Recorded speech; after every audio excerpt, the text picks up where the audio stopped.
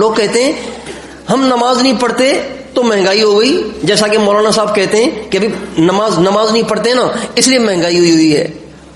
اور یہ امریکہ والے تو اللہ کو نہیں مانتے، اسرائیل والے تو اللہ کو بھی نہیں مانتے، انڈیا میں کتنے ہندو ہیں اللہ کو نہیں مانتے، کتنے یورپ کے ممالک ہیں دن بدن ترقی کرتے چلے جا رہے ہیں وہ تو اللہ کو بھی نہیں مانتے. تو یہ کیا مسئلہ ہے؟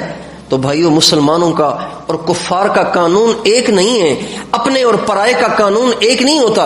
گلی کا بچہ ہزار شرارتیں کرے، آپ ایک دفعہ کوئی محبت سے کہہ دیں تو کہہ دیں، ورنہ آپ کہیں گے جائے بھاڑ میں مجھے اس سے کیا غرض. لیکن آپ کا بچہ اگر ایک بھی شرارت کرتا ہے آپ اس کو کان سے پکڑتے ہیں، آپ اس کو ڈانٹتے ہیں. یہی معاملہ مسلمان اور کافر کا ہے.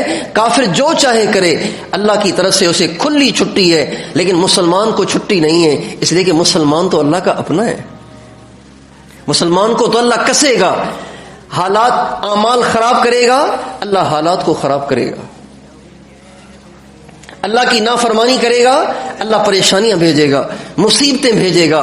لوگ مہنگائی سے پریشان ہو رہے ہیں، مہنگائی کی وجہ سے شور مچا رہے ہیں، مہنگائی کی وجہ سے جلسے جلوس کر رہے ہیں. اللہ کہتے ہیں مہنگائی تو میں بھیجتا ہوں. اللہ کی مرضی کے بغیر مہنگائی آ سکتی ہے؟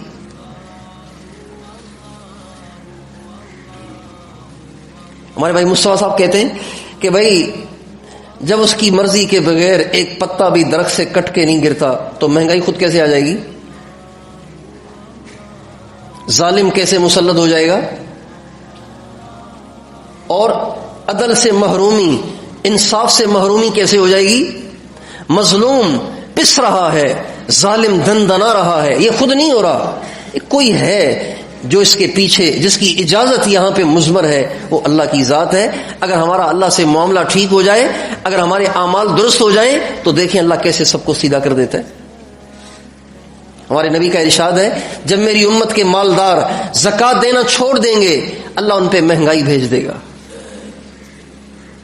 جب میری امت کے مالدار زکوٰۃ دینا چھوڑ دیں گے تو اللہ تعالیٰ مہنگائی بھیج دے گا، اللہ قحط سالی بھیج دے گا، اللہ تنگیاں بھیج دے گا، بے روزگاریاں بھیج دے گا.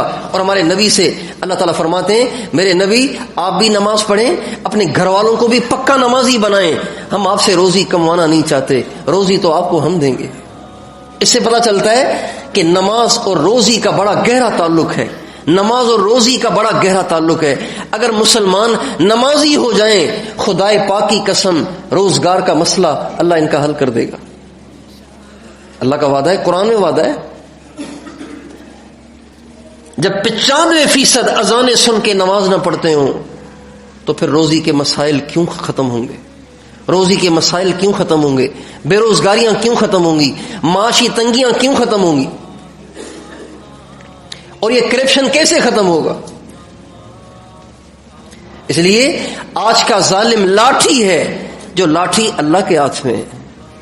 آج کا ظالم ایک لاٹھی ہے جو اللہ کے ہاتھ میں ہے. اللہ اس لاٹھی کو استعمال کر رہا ہے اور ہم پہ مار رہا ہے تاکہ ہم اللہ کی طرف رجوع کریں. اللہ تعالیٰ قرآن پاک میں فرماتے ہیں وَلَنُذِيقَنَّهُمْ مِنَ الْعَذَابِ الْأَدْنَى دُونَ الْعَذَابِ الْأَكْبَرِ لَعَلَّهُمْ يَرْجِعُونَ. میں ضرور بضرور تم پہ تکلیفیں بھیجوں گا، تمہیں تکلیف کے مزے چکھاؤں گا، اور اس لیے نہیں کہ تم سے نفرت کرتا ہوں، اس لیے تاکہ تم میری طرف رجوع کرو.